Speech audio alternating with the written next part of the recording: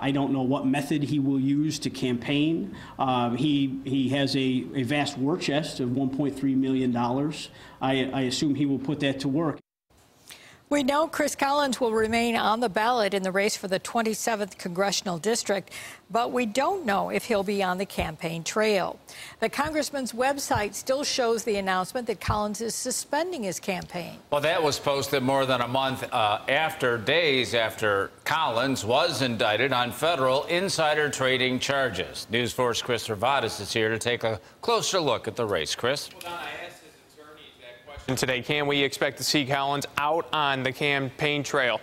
Didn't get an answer, and we haven't seen Collins since that exclusive interview here on News 4 last week. Meanwhile, his chief rival in this race isn't shying away. I'm out there every single day knocking doors, visiting people. I'm out there meeting new people, trying to bring people into our group. Democrat Nate McMurray and Republican Chris Collins still have 7 weeks until Election Day. But today, one day after Collins' attorneys announced he'd be staying in the race, military and federal absentee ballots were printed at Erie County Board of Elections headquarters. They'll be sent out Friday. There's a support group for people in life who sometimes don't get what they want. It's called Everybody. You have to deal with it. It's the hand you're dealt. Erie County Comptroller Stefan Mihailu was mentioned as a possible candidate to replace Collins on the GOP line. Now, with Collins' shocking reversal this week, the decision that he'd stay on the ballot, Mihailu expects to see him push for a victory, even under a cloud of federal indictment. I'm very confident that you're going to see Chris Collins on the campaign trail.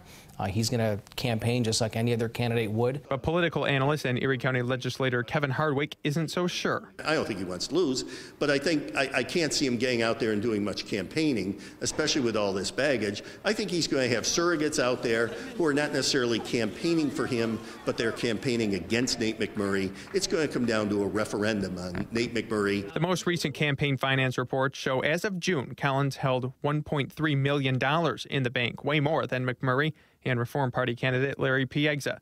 If he does want to campaign, he has the money to do it with. If he has a $1.3 million war chest, and if he's going to remain on the ballot, I certainly hope that he will expend all of that money. Now, happening today in Albany, Republican leaders from across the state are meeting. The race in New York's 27th is expected to be one of the topics they spend a lot of time discussing. Chris Servatis, News 4.